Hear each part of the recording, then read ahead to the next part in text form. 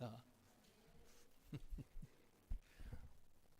오늘 말씀은 전리품과 땅의 분배라는 제목인데 민수기 31장에서 35장에 걸친 여러 장을 지금 다루는데 주제는 간단합니다. 그래서 여러 장이지만 한 번에 같이 설교를 하는 겁니다.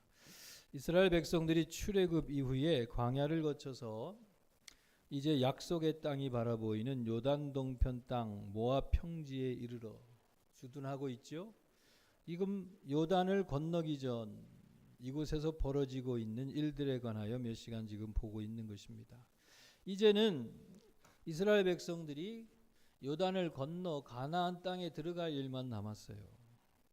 자, 오늘 이 머무는 중에 준비하는 중에 되어진 일을 두 가지로 요약할 수 있습니다. 하나는 전쟁에서 취득한 전리품들을 어떻게 배분할 것이냐 하는 것에 대하여 31장에서 얘기하고요. 두 번째로는 각 지파들이 이제 땅을 요단을 건너 땅을 정복하면 그 땅들을 어떻게 배분할 것이냐, 땅의 배분에 대해서 32장부터 35장까지 말을 하고 있습니다. 자, 먼저 전리품의 분배에 대한 말씀을 통해서 보면요, 이 문제는 미디안과의 전쟁 후에 발생합니다.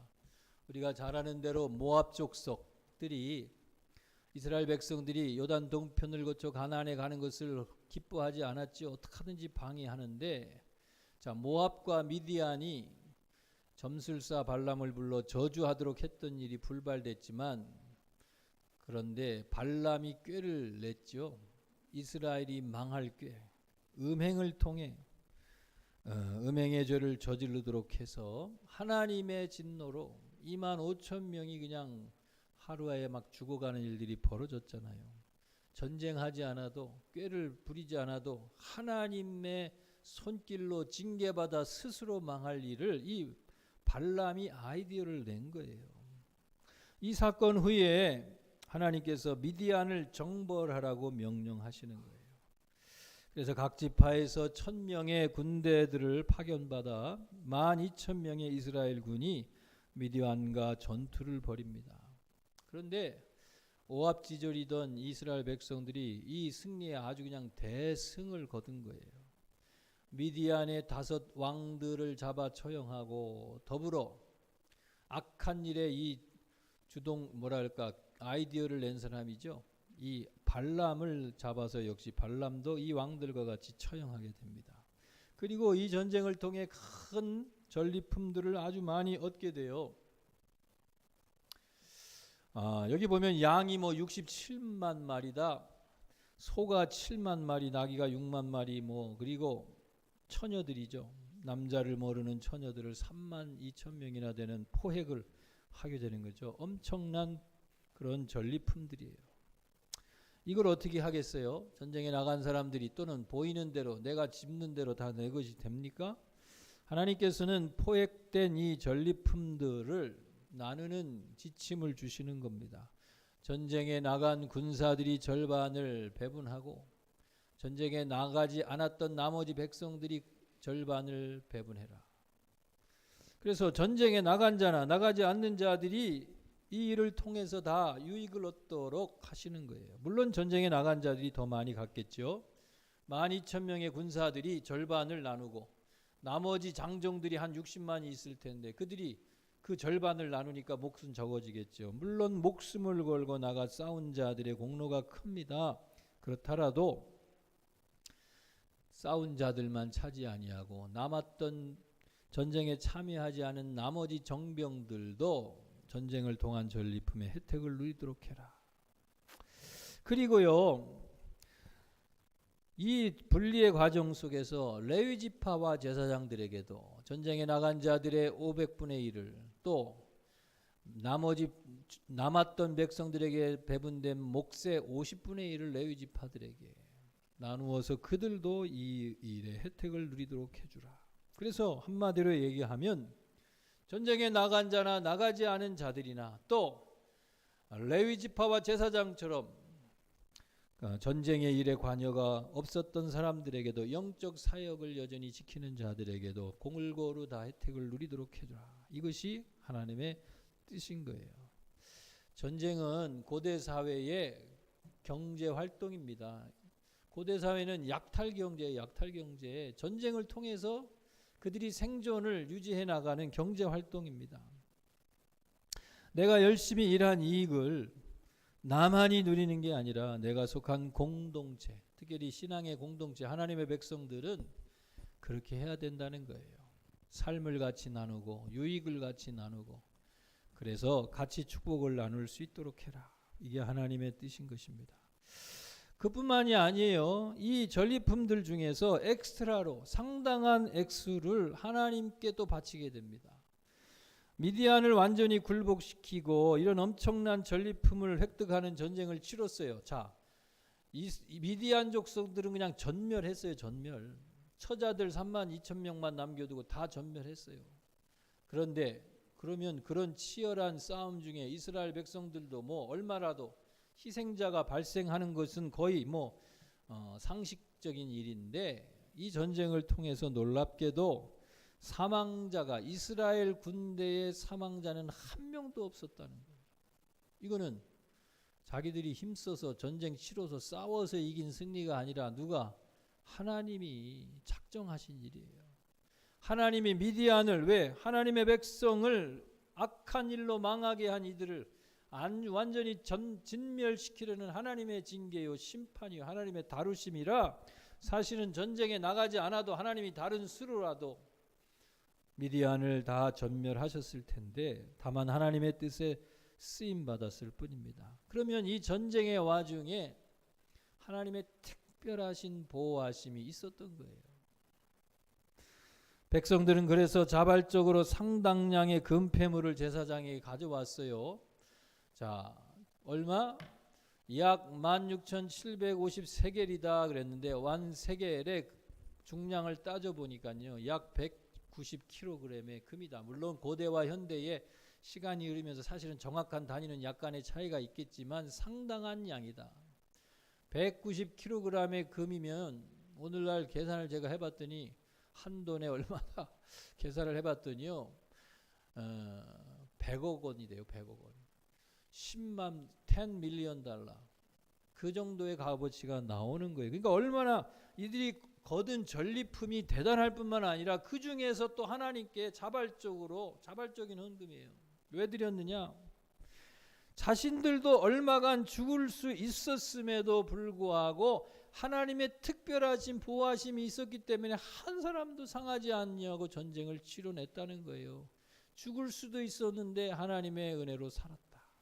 그래서 죽을 뻔한 내 생명값으로, 생명의 속전으로 하나님께서 주신 이 전리품의 축복 중에 일부분을 하나님께 또 헌물로 드립니다. 자발적인 헌물로 드린 거예요.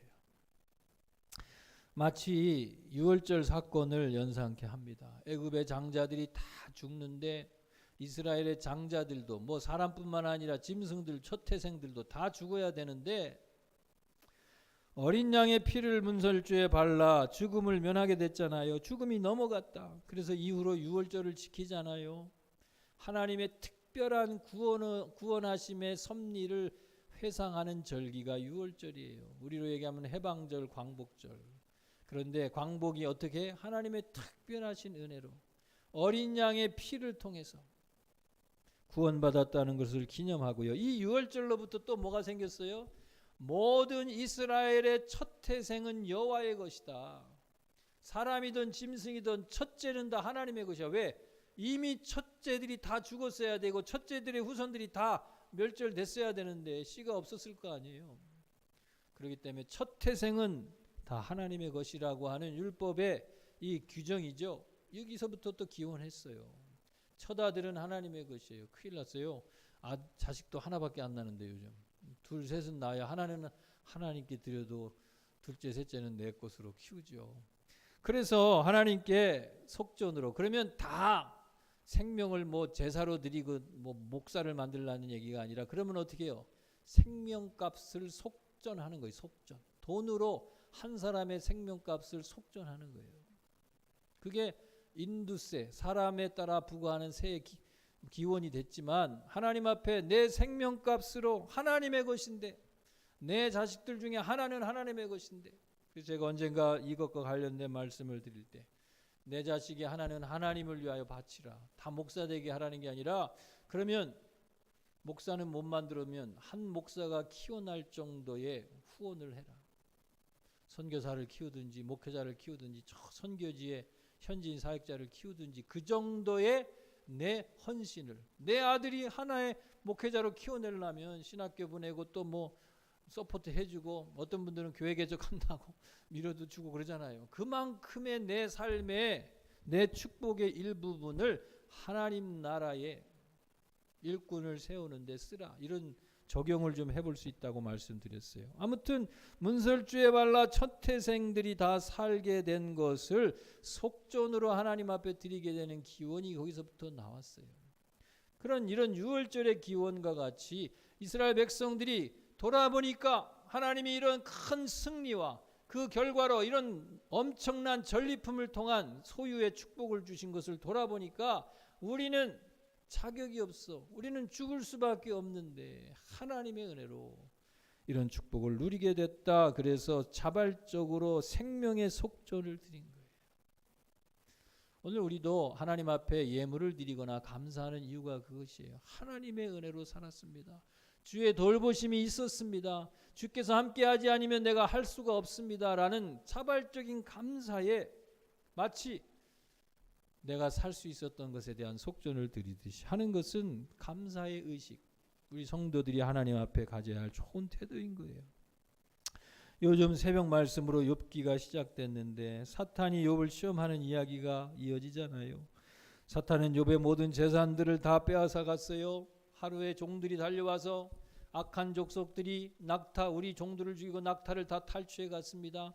하늘에서 불이 내려서 양들을 다 불살라 다 죽어버렸습니다. 또 다른 놈들이 와서 우리의 낙타를 다 뺏어 갔습니다. 그러니까 뭐예요? 연쇄부도예요. 연쇄부도. 하루 만에 그냥 연쇄부도가 나와서 다 빈털터리가 된 것과 같은 재산상의 큰 손실, 망한 거죠. 큰 손실이 있었습니다. 그것만이 아니에요. 갑자기 또 다른 종이 달려오더니 아들들, 10 아들과 딸이 있었는데 한 집에 모여 잔치, 아마 생일 잔치 했는지 모르겠어요. 잔치를 하다가 장막이 무너지는 바람에 다 깔려서, 그런 일도 흔하지 않잖아요. 10 자식이 하루아침에 한 곳에서 한순간 다 죽어요. 그 중에 하나라도 살아야 나는 게 보통 상식적인 일이 다 죽었습니다. 얼마나 기가 막혀요. 재산은 다 잃고 자식들 10 자식이 다 죽고 얼마나 허망하고 황당합니까? 이런 소식 앞에, 끔찍한 재난 앞에 욥이 어떻게 했어요? 욥의 신앙이 바로 우리 신앙인들이 가질 태도예요. 공술에 공수고 빈몸으로 왔다가 빈몸으로 가는 인생. 적신으로 왔사오니 적신으로 가올지라. 뻘건 몸뚱아리 하나 갖고 태어났는데 죽을 때도 몸뚱아리 하나로 가. 땅 세 평이라고 하는 톨스토이의 이야기처럼 우리 인생이 죽으면 그저 몇 평의 땅에 묻힐 뿐이에요. 빈몸으로 왔다 빈몸으로 가는 인생. 어차피 우리는 빈선이었어요. 내가 가진 것들이 내 것이 아니었어요. 소유의식이죠. 소유의식. 하나님이 주셔서 누렸던 것 없어도 내 것이 아니야. 원망하고 안타까워할 이유가 없어요. 두 번째로 주신 이도 여호와시요 취하신 이도 여호와시니. 주의 이름이 찬송을 받으소서. 주신 분도 하나님인데 주님이 내 것 좀 다시 찾아가겠다 했는데 뭐가 그렇게 서운해요? 하나님이 주인이라고 하는 주인의식. 그러면 누리다가 없어지니까 아쉽지만 그런데 내 것이 아니었어요. 잃고 보니까 내 것이 아니었어요. 주신 분은 하나님이고 나는 받을 자격이 없는데 누렸어요. 그러면 있다가 상실되면 원망, 불평, 하나님이 있냐 없냐 따질 게 아니라 여태까지 모르고 살았는데 한 번 감사도 안 했는데 세도 안 냈는데 내게 너무 넘치도록 허락하셨군요. 내게 넘치도록 누리게 하셨군요. 여태까지 공짜로 내 것이 아니었는데 이렇게 누리게 하셨군요. 그러니까 감사할 이유지요. 그렇죠? 이럴 때에 제정신 차리고요. 원망 불평하지 마세요. 여태까지 거저 누린 것 감사하셔요. 손양한 목사가 두 아들이 공산당들에게 죽은 후에 미국으로 유학 가려고 했는데 똑똑하고 공부 잘해서 그냥 자랑스러운 아들을 주셔서 감사하고요. 미국으로 유학 가려고 그랬는데 더 좋은 곳 천국으로 하나님이 데려가시니 감사합니다. 아, 이쯤 돼야지. 그렇잖아요. 이치를 따지자 보면 공수래 공수고 빈몸으로 왔다 빈몸으로 가는 인생. 주신 분은 여호와, 취하시는 분도 여호와. 내 것이 아니었어요. 여러분, 상실의 아픔에 안타까워하고 불평하고 원망하지 마시고요. 그동안 주셨던 게 너무 감사해. 이렇게 보니. 그런 고백이 우리의 고백이 되길 바랍니다. 우리가 전쟁으로 죽을 수도 있었는데 수많은 사람들이 죽어나가는데 전장터에 나가면 하나님의 특별하신 은총으로 살 수 있었습니다. 그러니 너무 감사해.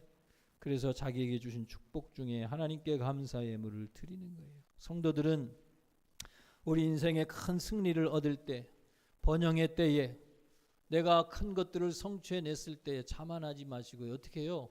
하나님 앞에 주의 은혜로 허락해 주시니 감사하고 누리게 하시니 감사합니다. 하나님께 감사할 수 있는 습관을 가지시는 우리 모두가 되길 바랍니다. 성도의 태도예요.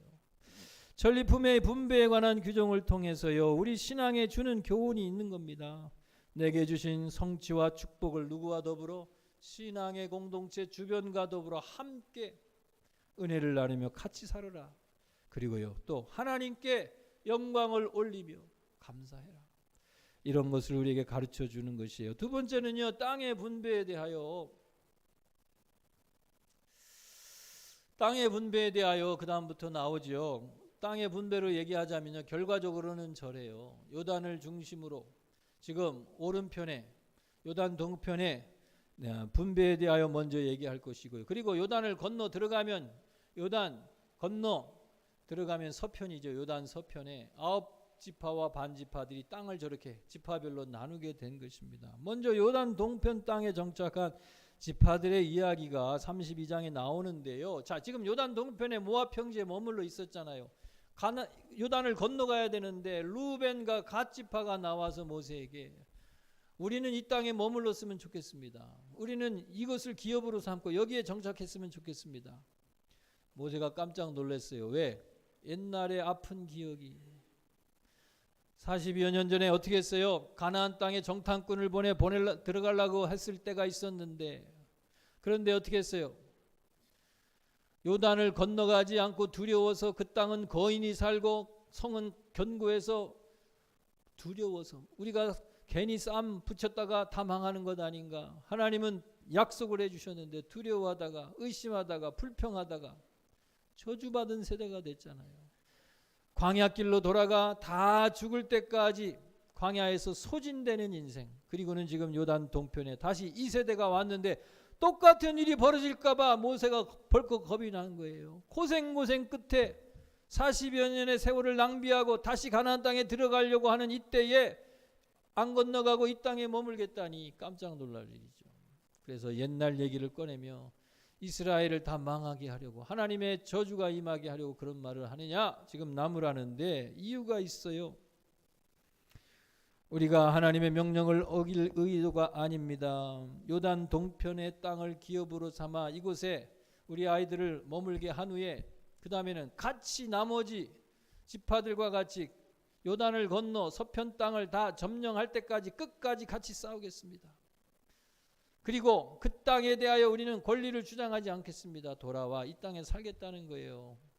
그러니까는 우리들만 이곳에 편하게 머물겠다는 이기적인 동기도 아니고, 하나님의 가나안 땅을 정복하라는 명령을 외면하는 것도 아니고, 공동체에 대한 책임감을 나는 몰라라 하는 것도 아니고, 다 듣고 보니까 사정이 이해할 만해요. 진정성이 느껴집니다. 그래서 모세와 백성이 동편에 거주할 것을, 그곳에 기업을 가질 것을 허락해 주는 거예요. 그래서 동편 땅에 르우벤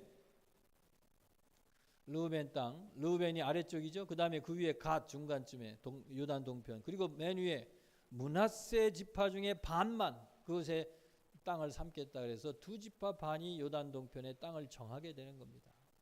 자, 이 이야기예요. 그 다음에는요, 요단 서편에 정착할 지파들.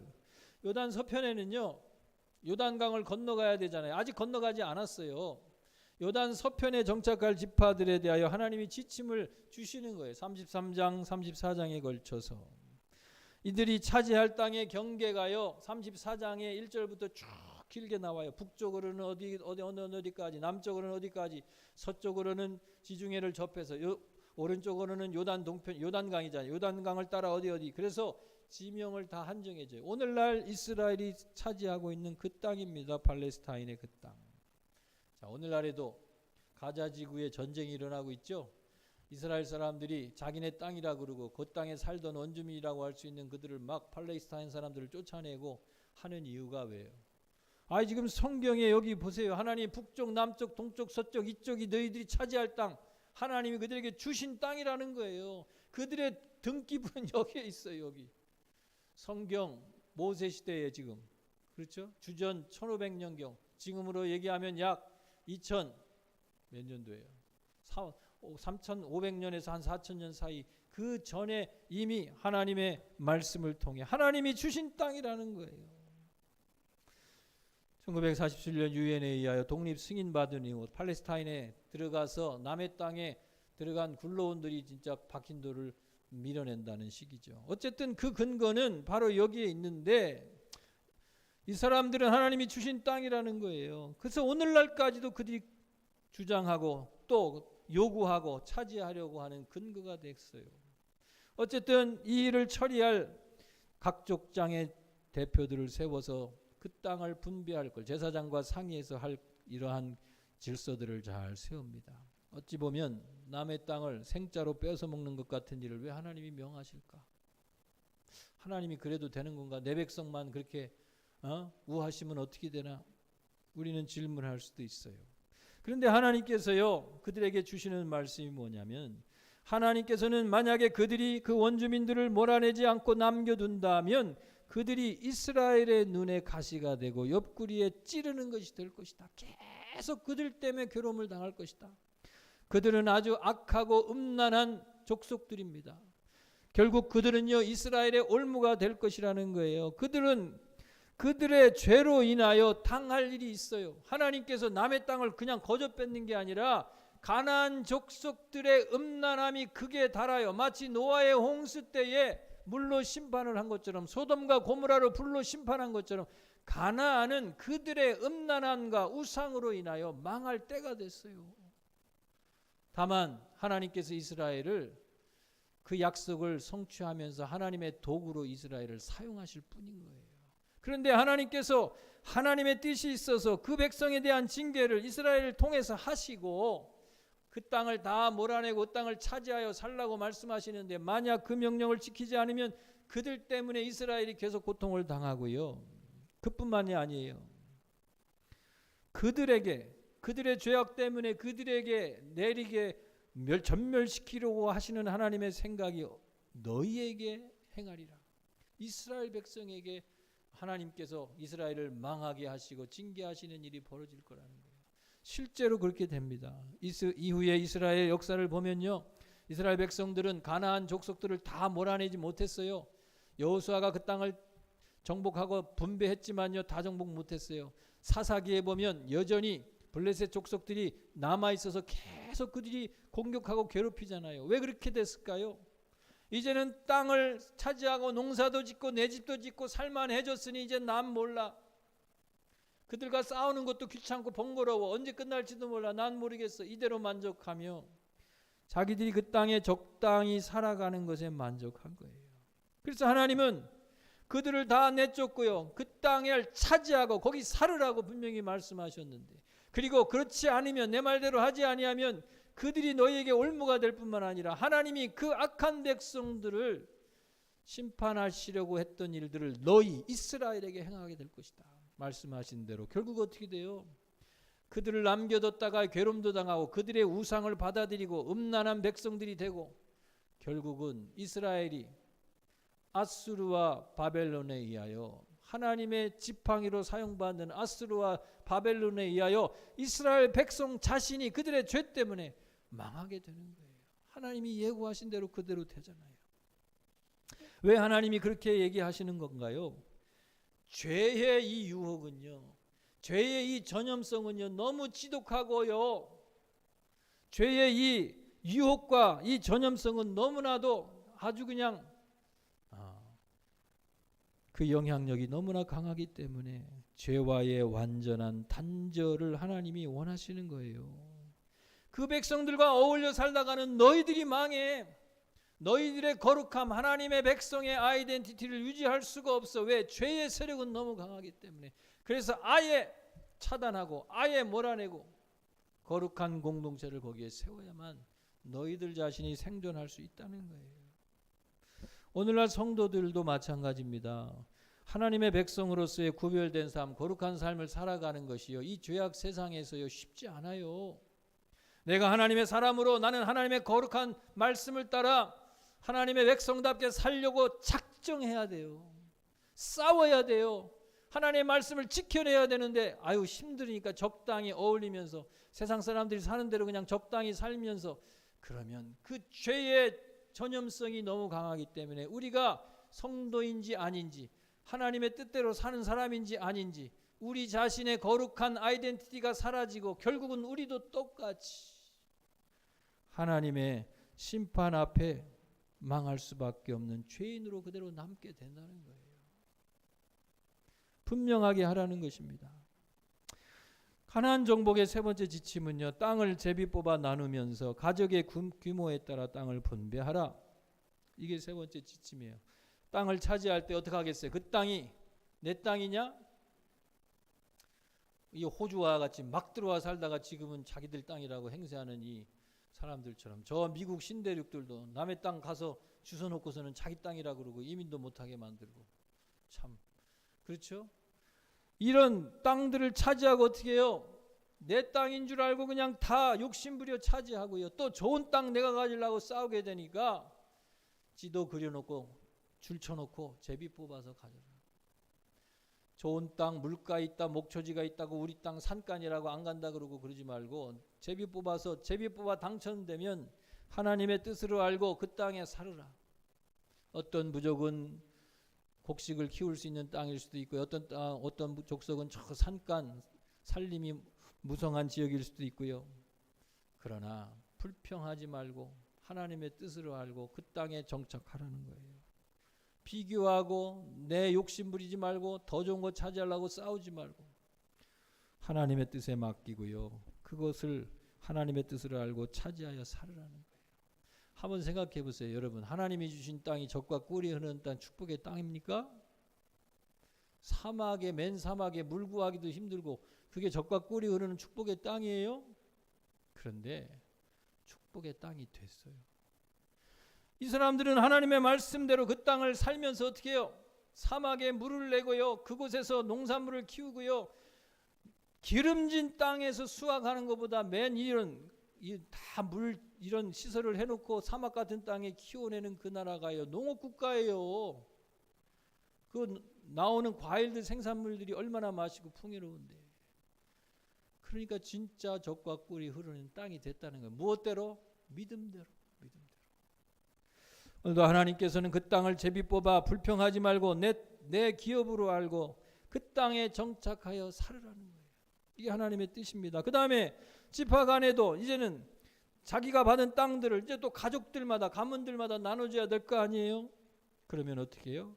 가정의 형편에 따라 인원이 많으면 좀 더 넓은 땅을, 많지 않아도 가족이 적은 가족들은 좀 작은 땅을 주어도 그들의 형편을 배려해서 분배해줘라.